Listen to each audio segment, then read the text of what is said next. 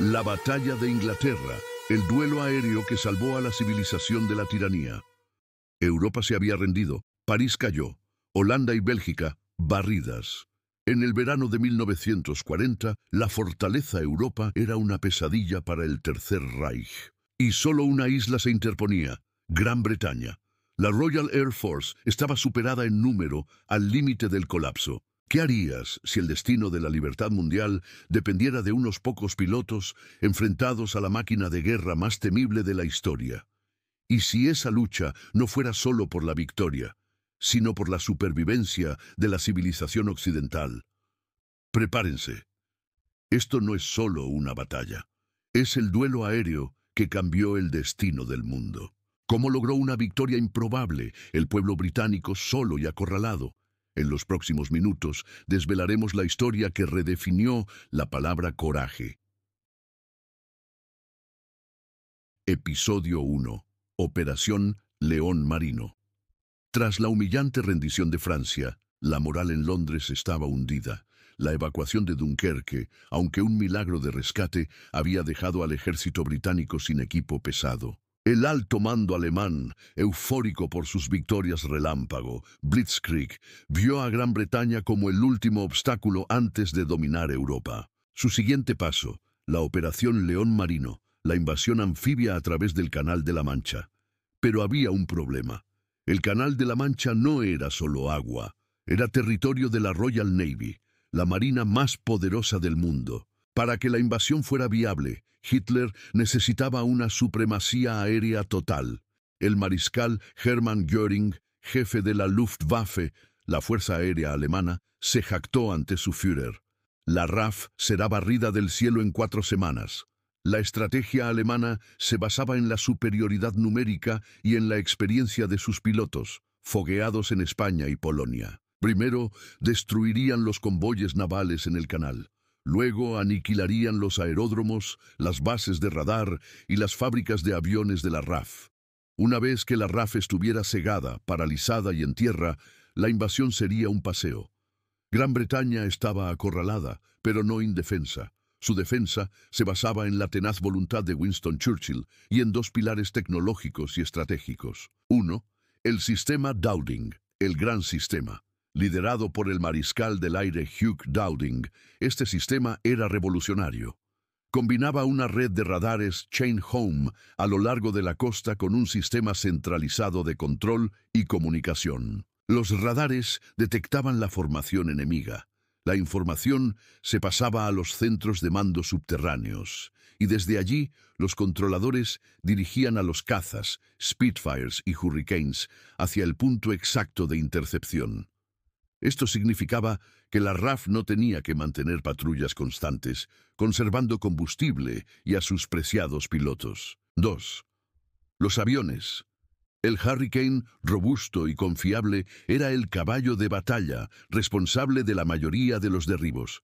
El Spitfire, rápido y ágil, era el destructor de cazas de élite, vital para enfrentarse a los Messerschmitt Me-109 alemanes. Había otra ventaja sutil pero crucial.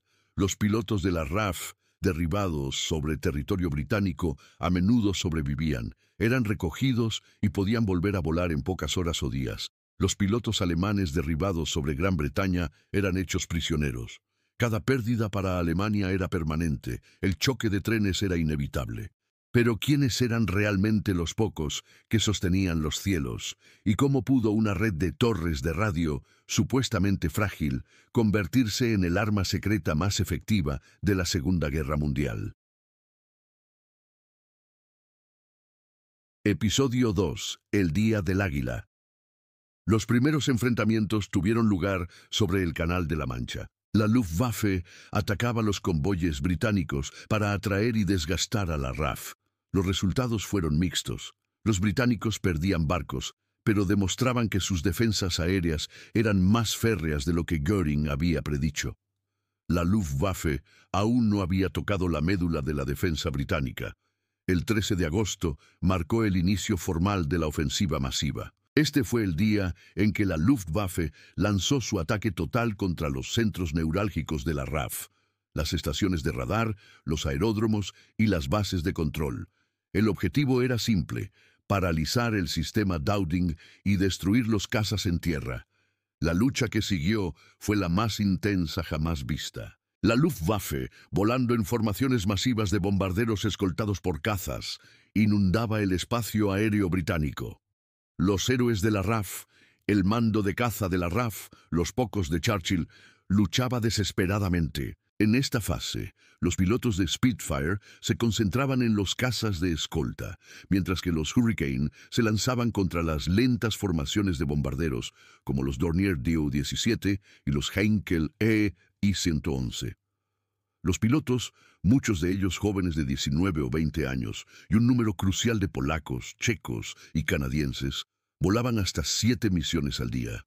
El agotamiento era un enemigo tan letal como el Me-109. Durante un periodo de 2 semanas, a finales de agosto y principios de septiembre, la RAF estuvo peligrosamente cerca del colapso. Las pérdidas de aviones podían reponerse, pero las de pilotos eran dramáticas.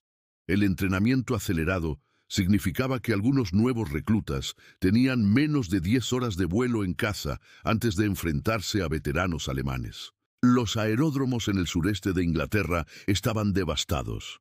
El centro de control de Biggin Hill, vital para el sistema Dowding, fue atacado repetidamente, y sus operaciones se vieron obligadas a trasladarse a búnkeres de emergencia.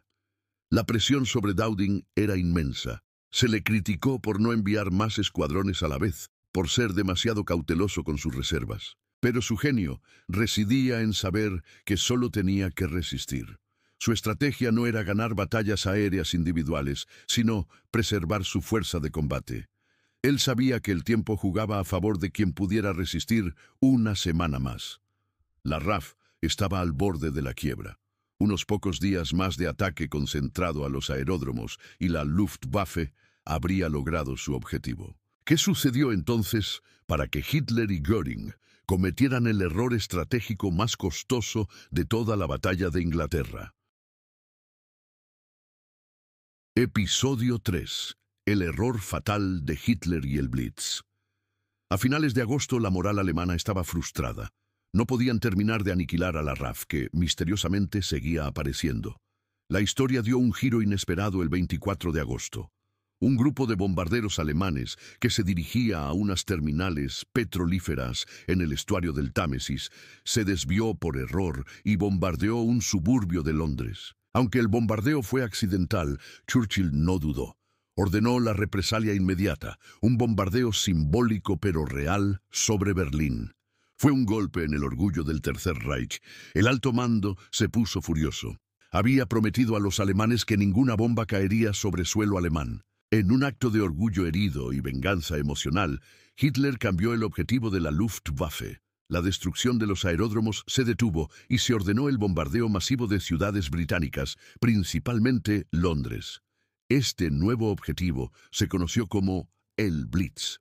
Consecuencia desastrosa para Alemania, el Blitz fue devastador para los civiles, pero fue un regalo para la RAF. Al cambiar el objetivo, Hitler liberó la presión mortal sobre los aeródromos y las defensas del sistema Dowding.